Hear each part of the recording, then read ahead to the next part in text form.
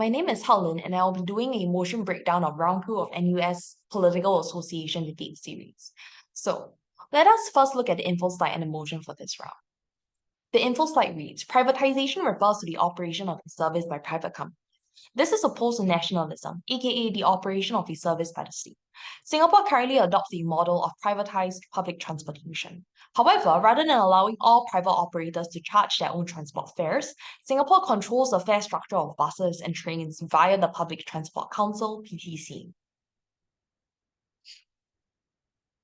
The motion therefore reads, this House prefers a Singapore with a nationalised public transport, rather than a fully privatised system where there is no regulation of fares by the PTC. Here is the overview breakdown of two main things that I'll be doing in this session. The first will be motion contextualization. Then we will move into the detailed breakdown of argumentation that either side could run and a discussion of how exactly do they affect each other. Therefore, the contextualization of the motion. Right. I frankly believe that the idea of nationalization and privatization ought to be fairly intuitive, as already given in the info slide. It's pretty self-explanatory. Nationalization would be the process by which the state acquires a private corporation or company and is a transfer of ownership to the state. This is intuitive in Singapore's context, where the debate is also set to be in, or at the very least, NUSPA is set to be in. Not to say that the debate should exclusively be about Singapore. We actually hope for the opposite. But also because Singapore's public transport operators are in fact private corporations, as in the info slide. So on the other hand, full privatization just means that the fares are no longer being controlled by the PTC. But also, I want to move on into the characterization of the two main stakeholders that this motion essentially wants us to compare, the private corporation versus the government. So let's talk about private corporations first and what exactly are their interests. I first want to talk about the idea of having a reasonable characterization that both sides will actually likely agree on, because in my realm within NUSPA, I believe that there were quite slightly uncharitable characterizations that the government attempted to oppose on the opposition. So that is my reason for talking about this here. I think this first starts with the discussion of the false yet very common presumption that private corporations are homogeneous in terms of what they want to achieve, i.e. profits. And this has the tendency to be very uncharitably characterized by the government to be one that is very short-termist in nature. Or at least within my room, there was analysis on how the private corporation needs to hit a certain level of profitability, that people who run private corporations have no experience of the public transport system by virtue of their wealth, and hence will result in very poor services, and that they also likely will be increasing fares exponentially. I think the problem with such a characterization is that it assumes that a private corporation only cares about making money in the short run, with no consideration for long-term sustainability. And I think this is very counterintuitive if you think about it. The fact that private corporations would like to remain as a public transport service provider for as long as possible, because that actually earns them a lot more money cumulatively in the long run, vis-a-vis the strategy of maximizing profit in the short run. So even if the company is indeed the most profit maximizing company out there, I think there is no reason as to why the company is definitely short-termist in nature. It was also quite poorly substantiated. Yeah, the idea of short-termism is the very premise for why exactly they will exhibit behavior such as unregulated price raising and an absolute disregard for services to the extent to which, public transport just becomes really, really undesirable as an option.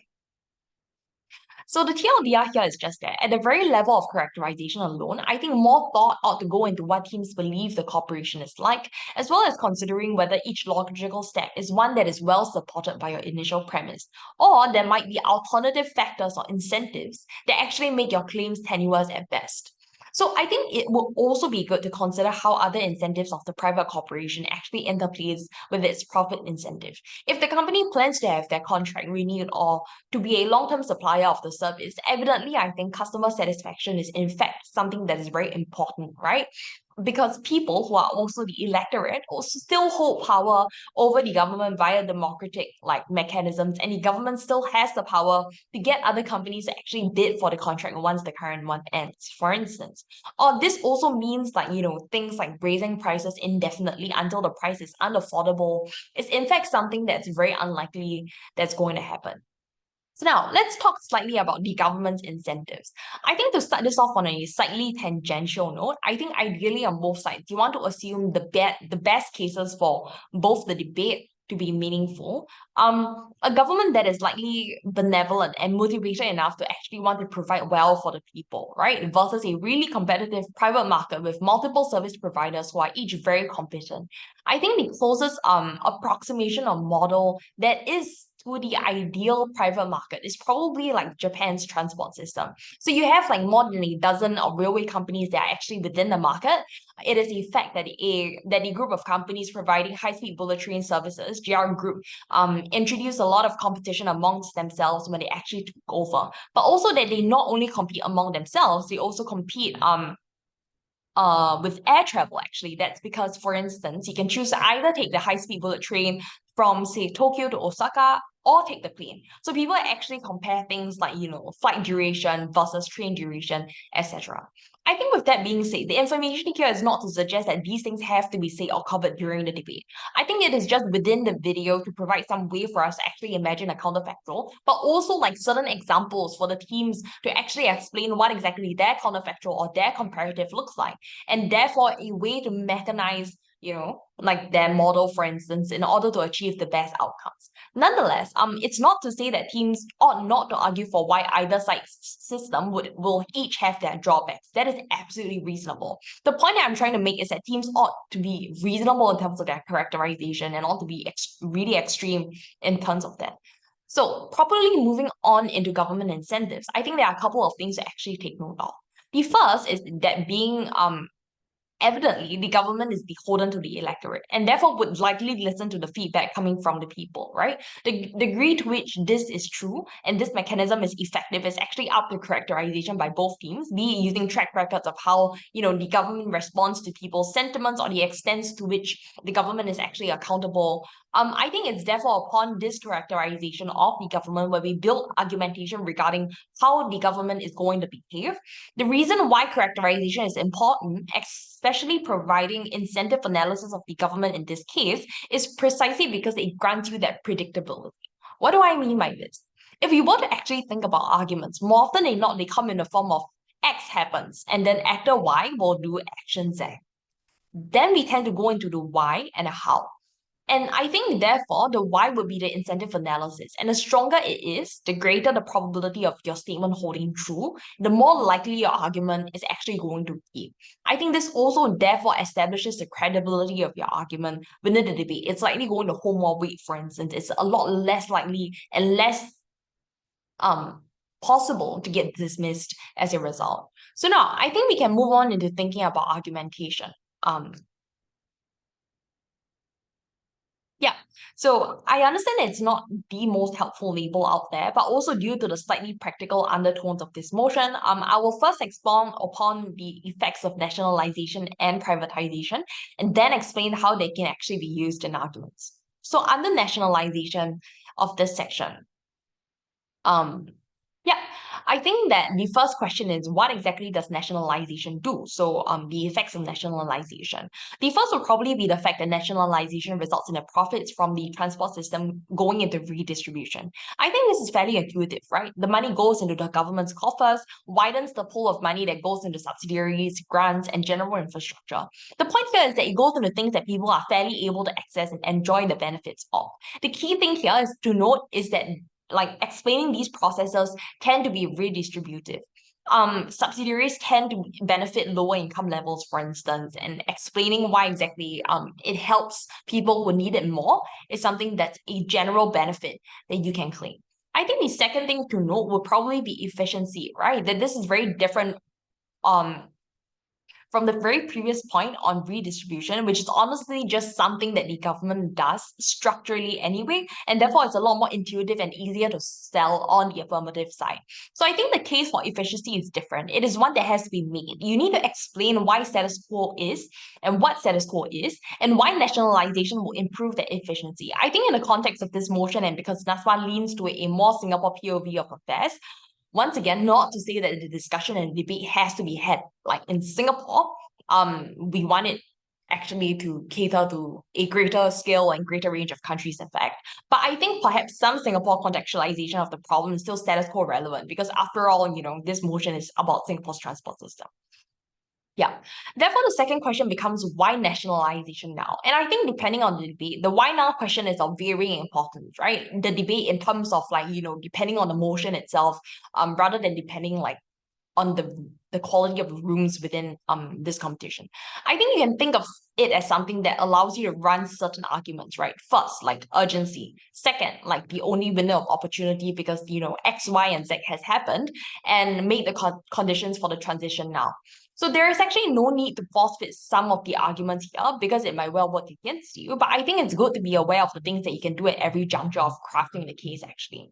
So an example that I could probably think of as the answer to why now is actually explaining that the government might have been moving away or moving towards taking on a greater role in public service anyway, or public transport anyway. And hence nationalization would actually be the next step. For instance, a lot of the operating assets that might be under the government, while operators actually sign service contracts for running and maintaining the system, and that is the status quo. Or perhaps rather than earning profits from people using public transport directly, these public like service providers and operators actually earn a very fixed sum for the government for the service provision while the government earns revenue from the people directly. So that removes the revenue uncertainty for a lot of these public service operators, in fact. So these are just reasons as to why exactly, perhaps nationalization would be a reasonable, step in the right direction. Yeah, so I think this already signals very strong government involvement, and therefore, and another way to actually use this would therefore also to suggest that you require very little capital on the government to actually make this change. So if you're unfamiliar with the idea and the concept of capital, I will be explaining it now. So this is essentially the concept of fiat, right? It means that both teams within the debate start off with a similar amount of resources or capital, be it social or political, in order to implement the solution that they want to according to the motion itself. So in this context, if the government has the fiat to nationalize and gain the ownership of public transport, i.e. to have the money and resources to do so, then opposition will therefore also have the same amount to invest in things like research and development of the system. You get what I mean? Therefore, it is to note that not all fiat is the same, in a sense that different solutions might require varying or very different amounts of resources to actually implement. So typically, you want to explain why your opponent's solution requires a significantly higher level of fiat, right? And that is why you effectively do when you say things like, oh, but that is very expensive. Oh, but that, uses up a lot of the social capital that we already have when it can be better used for X, Y, and Z. Or you can actually also explain how the fiat is very different. So the amount of fiat that your opposing team needs in order for their solution to work is a fiat that is very different. And from there, explain why exactly is that fiat significantly limited and how exactly will that impact the effectiveness of their solution, for instance. Yeah. So I think therefore these things are things that are actually up to the debate. But now that we've actually gone through this, I believe that I think it's very intuitive as to why exactly explaining the capital needed is quite low is actually a good thing, right? It also frees up the rest of your fiat on the government to actually do the R&D that you might want to do, for instance, in order to improve, your public transport quality. The last would therefore be, how does nationalization actually solve the problem? I think it's imperative that teams explain why their solution to the problem is one that is the only viable solution. You typically do this by explaining the counterfactual, right? I.e. the scenario and what is going to happen on your opponent's side by their characterization and arguments. So under this, I think it would be good to be charitable and fair, to not misrepresent, and then also explain why this falls short of the problem that you set up, for instance. I think this is also known as making a comparative. So, for context, the affirmative in my room argued that the nature of public transport tends to lend to a rising monopolistic market if it were to actually be privatized, right? Whereby companies are immune to public pressure and therefore results in very stagnant levels of quality. I think they gave reasons as to why this is true. For instance, high barriers to entry, trying to break into the transport market requires a lot of capital, for instance. I think these are very fair analysis, and I think it's therefore up to opposition to respond to that context. And the thing to note here is that just saying that no, that is not true is not enough. I think you need to explain why exactly, maybe one, the barriers of entry is not that high, or two, include something within your policy to actually, lower the barriers of entry to actually allow for competition to actually exist. I think that is viable. So now let's move on to privatization. I think the first thing that we want to do is to mechanize how we get a robust private market with actually a lot of competitors and strong incentives to better their quality and charge lower prices. Because we understand that these will be the main thrusts of what exactly the government is going to say in this debate, right? They're going to be like, oh, well, it's going to be very expensive. You're not going to get the quality that you like. I think the reason is that these analysis will definitely, one, be the very premise for opposition being able to also reap the best benefits of privatization, but also two, inbuilt rebuttals to the government saying, but the market is going to be monopolistic or there will be collusion even if you have multiple companies. So I think there's, in general, a couple of things that you can do. Firstly, given that you're likely acting in the position of the government, what you can do is include things in your policy as to how you want to ensure competition. Maybe implementing competition laws and regulating anti-competitive behavior, perhaps inviting international corporations and railway service providers to actually look into providing service in Singapore. We know a lot of countries have very, very successful railway service operators. You can invite these people, therefore. I think secondly, explaining even if there are only a few companies, why exactly will there be very steep competition? I think this is true for a couple of reasons. I think, for instance, if two companies are taking a majority of the market share, what we can infer reasonably is probably that both companies are equally as competent. They're able to provide services well, they have the infrastructure and resource, and then that is the very reason why you don't have a single monopolistic company, right? We might suggest that therefore they view each other as very legitimate competition, and competition still exists between them, right? There only being two companies means nothing when it comes to the level of competition that actually exists between there. And I don't think that government can stop short of just explaining that and expecting the point to fly. But secondly, I think things like high barrier to entry into the market can potentially be solved via the government offering subsidiaries to companies, or as I've said, the invitation of other companies that are successful overseas to offer services here. Thirdly, I think companies also want to be as efficient as possible and are more able to carry out things like R&D to a faster and more aggressive pace anyway. I think teams could argue that a government might be, spread thin in this case, but private companies are more able to concentrate their resources towards this because they are literally only fixating on this single thing, right? Additionally, greater efficiency also leads to greater cost effectiveness in terms of operation and hence also widens the profit margins for companies. They generate returns from this, therefore. I think, lastly, we can have some form of mechanism to actually explain how we sustain accessibility in terms of, having public service operators operate within regions that are, less populated, for instance, where it's generally less profitable. I think the reality for accessibility is that the affirmative can easily argue that it would be easy for the government to be providing subsidiaries for operators to be operating in places that have lower numbers of users and are less profitable, right? The governments have the incentive to do this because they are beholden to the electorate once again, but that does not actually apply to corporations. I think what teams on the opposition might want to do here is also to explain how the forms of privatization in Japan and Hong Kong, whereby railway companies actually diversify and start building infrastructure like schools, malls, and massive residential areas along and around their lines to encourage usership, not only actually allows them to carry out things like cross-subsidization for their services and to also run services in regions that are less popular, for instance. I believe that, yeah. So I do think that these things will most definitely help to explain why exactly, the quality is likely going to be good, therefore. Yeah. So given all of these analysis, I do think that this is around as much information as I can provide because honestly, the outcome of the debate depends on the engagement of the teams and how their arguments and characterization actually interact with each other. So with that, I think we can comfortably end this session on motion analysis. Thank you very much.